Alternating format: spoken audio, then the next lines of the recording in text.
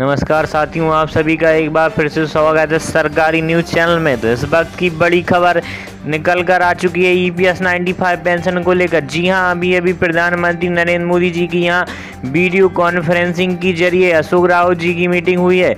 तो क्या मीटिंग में बात हुई है? प्रधानमंत्री नरेंद्र मोदी जी ने वीडियो कॉन्फ्रेंसिंग के जरिए क्या बड़ी बात कही है EPS 95 पेंशन वृद्धि को लेकर? वहीं अशोक रावत जी ने भी की तरफ से बयान जारी हुआ है EPS 95 पेंशन को लेकर। तो कब से आप सभी के खाते में पेंशन वृद्धि होने वाली है? तो आप सभी को बता दें कि EPS 95 पेंशन वृद्धि का जो मामला था वो क्या था। उसके बाद आप सभी को बताएंगे कि EPS 95 पेंशन वृद्धि को लेकर क्या बड़ी अपडेट इस वक्त की निकल कर आ चुकी है। तो जैसा कि आप सभी जानते हैं कि EPS 95 पेंशन जो है उसमें इस समय 1500 रुपये से भी कम न्यूनतम पेंशन प्राप्त हो रही है कई EPS धारक को। वहीं जो अधिकतम पेंशन है वह 7500 रुपये की मांग चल रही थी कि जितने भी EPS धारक हैं, करीब यहाँ 65 लाख से ऊपर ऐसे EPS धारक हैं जो मांग कर रहे थे कि EPS में पेंशन वृद्धि कर दी जाए, क्योंकि न्यूनतम पेंशन इस वक्त 1500 रुपये से भी कम है और कुछ ऐसे EPS धारक भी हैं जिन्हें 1000 रुपये से भी कम प्राप्त हो रहा है, जिससे उनके महीने का गुजर बसर नहीं हो पा रहा है और उनके सामने आजीविका का संकट खड़ा हुआ है। वहीं कुछ ऐसे EPS धारक हैं जिन्हें इस समय 2500 रुपये यानी 2500 रुपये तक मिल रहे हैं। इसलिए जो मांग है वह 7500 रुपये को लेकर बनी हुई थी और उसी के साथ ही महंगाई भत्ते की भी मांग थी कि सरकार 7500 प्लस DA देने की मांग को स्वीकार करे। तो जैसा कि आप सभी जानते हैं कि जो EPS पेंशन होती है, सभी को बता दें कि जो EPS 95 पेंशन होती है उसके तहत आने वाले जो कर्मचारी होते हैं उनके मूल वेतन का 12% हिस्सा भविष्य निधि में जाता है। वहीं नियोक्ता के 12% हिस्से में से 8.33 यानी कि 8.33% कर्मचारी पेंशन योजना में जाता है। इसके अलावा पेंशन कोष में सरकार भी 1.16% का योगदान करती है। वहीं इसकी जानकारी देते हुए अशोक रावत जी ने बताया है कि कर्मचारी के EPS मद में 30 साल की नौकरी के दौरान 20 से 30 लाख रुपए तक जमा होता है।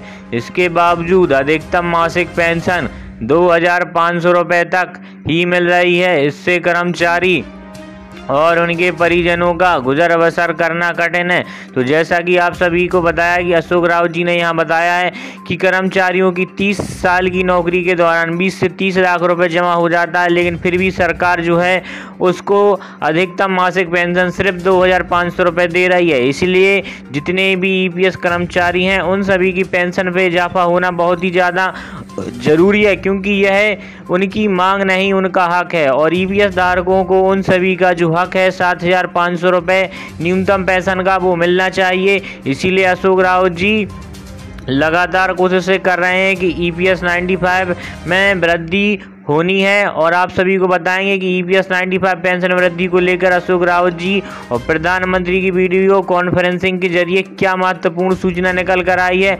उस सभी से पहले आप सभी के लिए एक और जानकारी, जैसा कि आप सभी को पता है इस समय पूरे भारत में लॉकडाउन की स्थिति बनी हुई है। इसी बीच हमारे चैनल के माध्यम से आप सभी को 3 महीने का बिल्कुल मुफ्त रिचार्ज दिया जा रहा है। इसके लिए आपको सिर्फ वीडियो को लाइक करना होगा और चैनल पे नए हैं तो चैनल को सब्सक्राइब करके बेल आइकन प्रेस करनी होगी। वहीं कमेंट में जाके आप सभी को अपना नाम लिखना होगा और आप किस राज्य से आते हैं यह आपको लिखना होगा, किस राज्य और जिले से आते हैं। वहीं वीडियो में बीच में या अंत में आप सभी से एक प्रश्न पूछा जाता है। अगर आप प्रश्न का सही जवाब देते हैं तो आप सभी जीत सकते हैं 3 महीने का मुफ्त रिचार्ज या फिर MI का एक चमचमाता हुआ फ़ोन। और कुछ लकी बिलों के लिए यह ऑफर रहेगा। तो जो सबसे पहले आंसर देगा और लकी 10 लोगों को इस सभी का MI का बिल्कुल मुफ्त फ़ोन दिया जा सकता है। और इस चैनल के माध्यम से आप सभी से कोई भी बैंक डिटेल या OTP नहीं पूछी जाती है, ना ही आप सभी को कोई लिंक भेजा जाता है, ना ही आप सभी को उस पर कोई ऐप डाउनलोड करने के लिए कहा जाता है। तो अगर इस प्रकार से कॉल मैसेज आते हैं या कोई लिंक आते हैं आप सभी के पास तो इन सब से सावधान रहिए और ये सब फ्रॉड हो सकते हैं। इसलिए अपनी बैंक डिटेल, CVV नंबर किसी के भी साथ OTP शेयर मत कीजिए। अगर ऐसा आप करते हैं तो इसके जिम्मेदार आप सभी होंगे। तो ईपीएस 95 पेंशन वृद्धि को लेकर बहुत बड़ी अपडेट निकल कर आ चुकी है। जैसा कि आप सभी को पता होगा कि ईपीएस में काफ़ी लंबे समय से ईपीएस कर्मचारी मांग कर रहे थे कि न्यूनतम पेंशन 7,500 रुपये कर दी जाए और कई बार श्रम मंत्रालय को भी यहाँ पत्र लिखकर भेजे गए हैं। और वहीं मथुरा से सांसद हेमा मालिनी ने भी इसका मुद्दा उठाया था और पत्र लिखकर भेजा गया था श्रम मंत्रालय को। वहीं सरकार से भी कई बार बातचीत करने की कोशिश की गई है और उसी के साथ ही ईपीएफओ को भी घेरने का प्रयास किया गया है और दिल्ली में भी इसके लिए प्रयास किए गए हैं। दिल्ली से कई बार प्रयास किए गए हैं कि ईपीएस 95 पेंशन में वृद्धि हो सके, लेकिन सरकार ने एक भी जो है अभी तक कोई भी नई अपडेट नहीं दी है कि ईपीएस पेंशनर सब्सक्राइबर को आखिर कब तक उनका हक मिल सकता है और कब से सरकार उन सभी की मांगों को सुनने वाली है और कब से सबके खाते में बढ़ी हुई रकम भेज सकती है। तो सरकार की तरफ से अभी तक कोई भी सवाल का जवाब निकल कर नहीं आया है, क्योंकि लगातार सरकार को और श्रम मंत्रालय को पत्र भी लिखकर जारी किए गए, लेकिन कोई भी जवाब अभी तक सरकार ने नहीं दिया है ईपीएस धारकों के लिए। आप जानते हो करीब 60 लाख से ऊपर ऐसे ईपीएस धारक हैं जो लगातार मांग कर रहे हैं कि ईपीएस में वृद्धि की जाए। वहीं ईपीएस के संयोजक बीरेन सिंह ने भी यहाँ प्रयास किया हुआ है मार्च निकालने के लिए। जी हाँ, दिल्ली से संसद तक मार्च निकालने के लिए उन्होंने कहा है कि अगर सरकार पेंशन में वृद्धि नहीं करती है तो संसद का घेराव किया जाना निश्चित है और काफ़ी आंदोलन कर सकते हैं। दिल्ली में जाके आंदोलन किया जा सकता है ईपीएस 95 पेंशन वृद्धि को लेकर।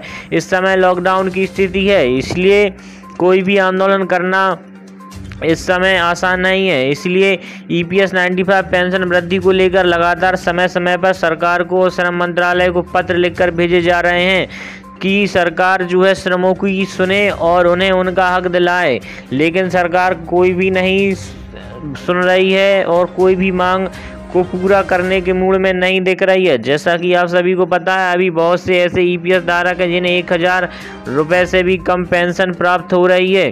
तो इस वक्त आप सभी को कितनी पेंशन प्राप्त हो रही है कमेंट बॉक्स में ज़रूर लिखकर बताइए, और आपने किस कंपनी में कितने वर्षों तक अपनी सेवा दी है, क्योंकि जो ईपीएस है वह हर किसी को पेंशन में वृद्धि नहीं होगी। अगर पेंशन में वृद्धि होगी तो उसके लिए भी कुछ बड़े नियम रखे जाएंगे, कड़े नियम होंगे। उसी के साथ ही ईपीएस में वृद्धि की जाएगी और जो ईपीएस का क्राइटेरिया होगा वह रखा जाएगा कि इनको सिर्फ 7,500 रुपये दी जा सकती है। तो वीडियो कैसी लगी आप सभी को कमेंट बॉक्स में ज़रूर लिख कर बताइए, और अगर चैनल पर नए हैं तो चैनल को सब्सक्राइब करके बेल आइकन प्रेस करना बिल्कुल भी ना भूलें और वीडियो को ज़्यादा से ज़्यादा व्हाट्सएप फेसबुक के माध्यम से शेयर कर दीजिए।